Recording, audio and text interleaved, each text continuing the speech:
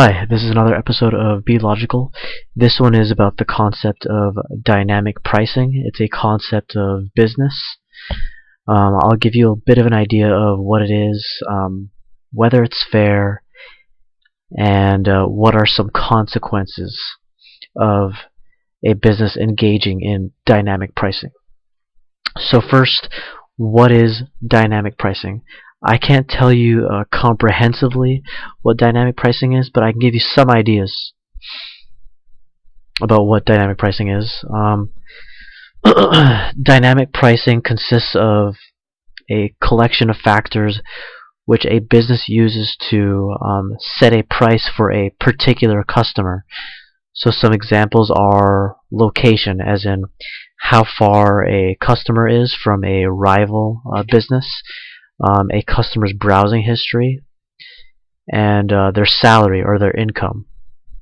Okay, and dynamic pricing is a practice that is used for selling products online. Okay. Now here's an example of dynamic pricing being used. I'm getting this from the article titled "Online Retailers Vary Prices Based on a User's Location." It's by Jennifer Valentino de Vries, who writes for the Wall Street Journal. And this is the quote. A Wall Street Journal investigation found that the Staples Inc. website displays different prices to people after estimating their locations. If rival stores were within 20 miles or so, Staples.com usually showed a discounted price to the customer. And I added the to the customer part. Now focus on that last part. If rival stores were within 20 miles or so, Staples.com usually showed a discounted price to the customer. Now let's change that conditional proposition. What if a rival store was not within 20 miles of a customer? Then that would probably mean that Staples.com would usually not show a discounted price. That means different customers would get different prices for the exact same product. So you have customer A who buys a stapler online from Staples.com for $14.29. You have customer B who, although is only a few miles away from customer A, is more than 20 miles away from a given competitor, pays $15.79 for that exact same stapler because of their distance from a rival business. Now, here's one more example in terms of how they use different factors to determine what kind of price a particular customer gets. Again, this is from Jennifer Valentino de Vries, and this is the quote. In the journal's examination of Staples' online pricing, the weighted average income among zip codes that mostly received discount prices was roughly $59,900, based on Internal Revenue Service data. Zip codes that saw generally high prices had a lower weighted average income, $48,700. Number one, it's interesting that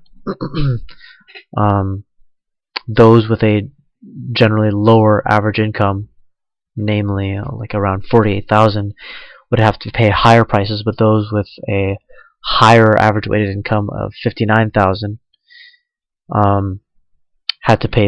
would pay lower prices. Now there's some vagueness in all of this. It says that those with a lower weighted average income generally pay higher prices.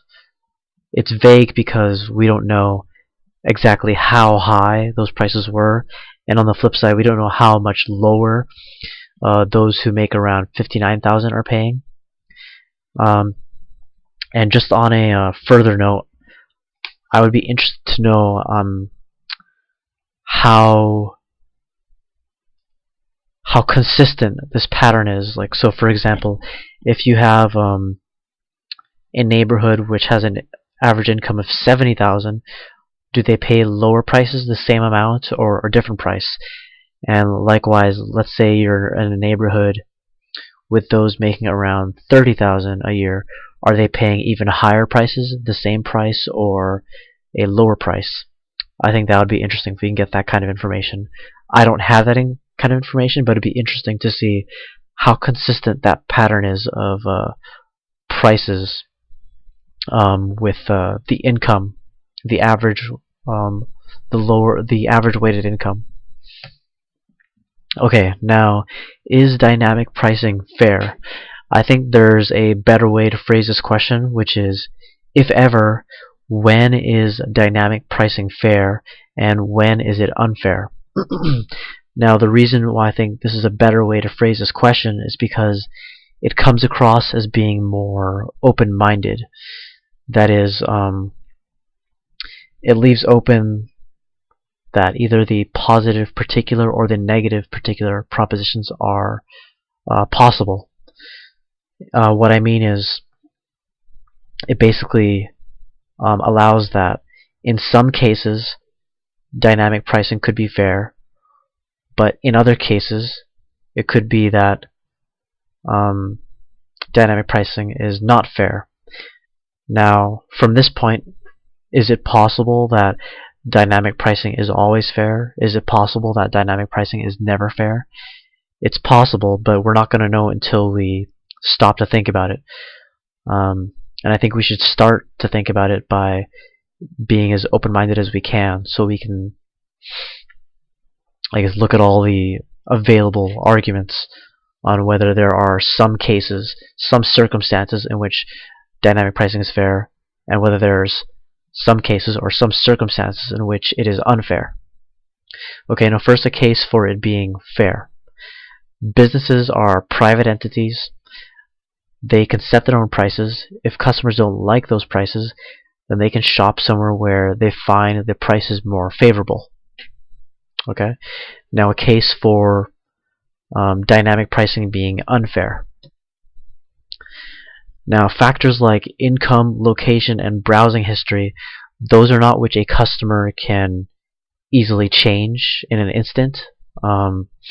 So, for example, you can't go from like 60,000 to 70,000 in an instant. You can't go from one location to another just so you can get a good deal. And you can't live a double life as far as your browsing history is concerned. Browsing histories are built over a long period of time, so that can't easily change either. So customers might view that as unfair.